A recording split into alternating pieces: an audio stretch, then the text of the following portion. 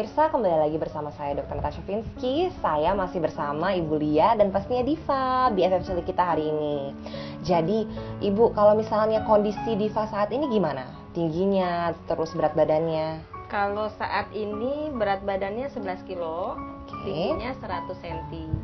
Nah, cuman kan memang yang saya tahu untuk anak-anak sindrom Shackle itu maksimal tinggi 104 cm.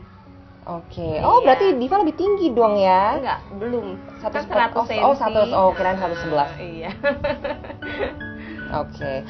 Nah, kalau misalnya ada nggak sih perubahan fisik terakhir tinggi badannya bertambah tuh kapan? Kalau tinggi Dan berat badannya lah. memang susah. Kalau paling sebulan hanya setengah on, Oke. 1 on gitu aja. Tapi kalau lagi sakit dropnya bisa 2 on. Oh, 2 on. Iya. Oke. Nah, kalau misalnya Diva dari dulu sampai sekarang itu 100 cm itu berapa lama, Ibu? Jadi maksudnya udah berapa lama dia tingginya 1 cm? 100 cm kira-kira sekitar setahunan lah ya. Udah setahun ya. Jadi sebelumnya memang lebih pendek, terus lama-lama Iya. panjang badannya Iya. tambah ya. Oh, bagus dong, perkembangannya masih ada. That's great.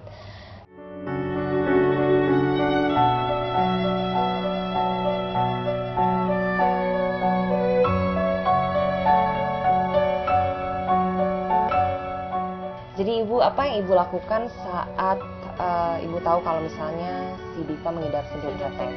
Ya tentunya pasti mencari ya di Google ya. Apa sih itu sindrom Shackle gitu. Cuman sebenarnya yang waktu itu yang lebih utama saya ke kejangnya dulu. Oh, ke kejangnya dulu. Oke. Jadi Ibu langsung merawat kejangnya terus tiap hari sesuai anjuran dokter ya. Nah, bagaimana perasaan Ibu saat tahu kalau misalnya si Diva mengidap sindrom Shackle? Sebenarnya ya pasti ya sedihnya waktu pas jadi waktu lahir kan saya tidak boleh melihat Diva. Jadi baru pas saya mau pulang hari Seninnya itu baru saya boleh Melihat Diva. Ya udah pasti sedih ya.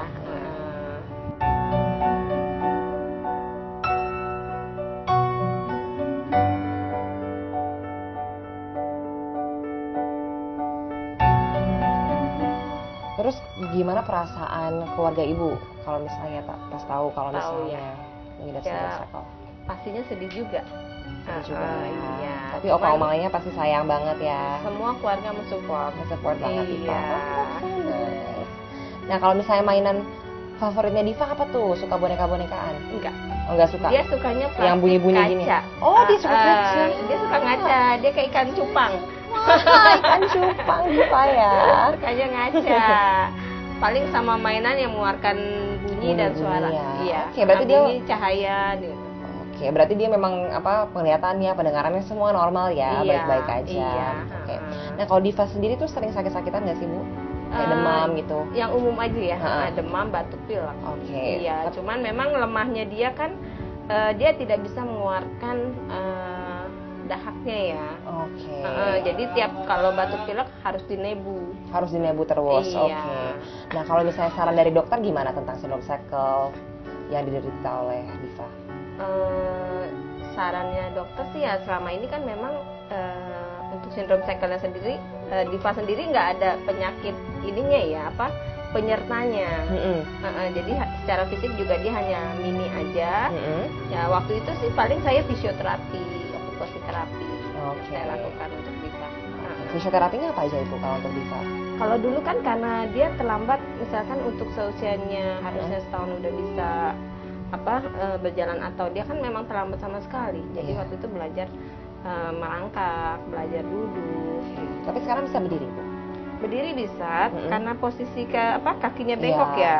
Jadi dia posisi begini tapi masih pegangan. Masih pegangan. Walaupun dia berjalan dia menggunakan dengkul. Oke, tadi loncat-loncat ya? Iya. Loncat-loncat. Nah, kalau misalnya sosok Diva di mata Ibu gimana? Sosok Diva, sebenarnya sih dia anak yang ceria ya. Dia memang nggak. Jadi gini, semenjak kejangnya hilang, dia nggak pernah nangis. Iya, itu paling sebulan hanya sekali dia menangis. Oh gitu. Iya. Hebat banget Diva. Nah, jadi semenjak kejangnya hilang ya dia ceria anaknya. Oke. Ceria terus ya, suka main-main sama Ibu juga. Iya. Gitu ya. Kan memang juga saya tidak memanjakan dia. Saya tidak, kalau tidur tidak saya kelonin jadi Kalau udah waktunya saya atur makan minum kapan ya, paling saya tinggal, saya kasih mainan, setel TV. Nah, jadi saya bisa mengerjakan kerjaan rumah. Oke, jadi dia masih bisa ya kalau misalnya distract sama nonton TV. Iya, gitu ya. nanti kalaupun dia capek, dia tidur sendiri gitu.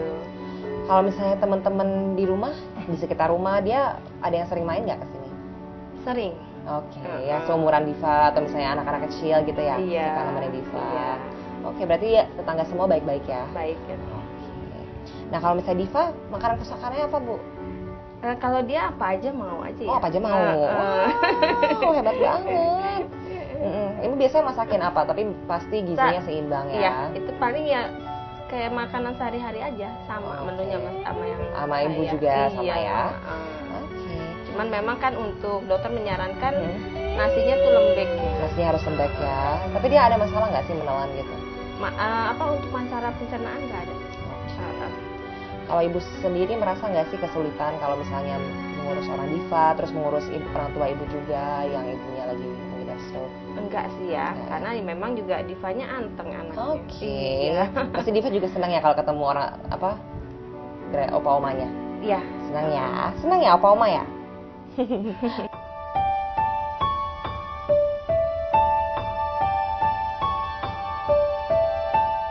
Udah sekitar 7 tahunan, sekitar 7 tahun. Ibunya juga baik, Divanya juga baik, kan sering main sama anak saya juga, kadang tetangga-tetangga juga pada main ke sini gitu. Kalau ke tempat Diva main bareng gitu.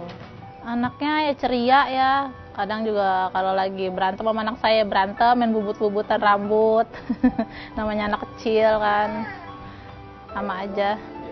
Harapannya ya biar Diva sehat terus ya, biar dia makin sayang sama mamahnya kan, panjang umur.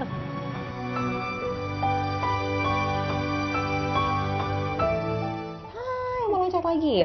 Nah, pemirsa, kita akan lanjut ngobrol dengan Ibu Lia dan pastinya Diva juga setelah yang satu ini bersama saya Dr. Natasha Finsky hanya di Kata Dokter Biasa.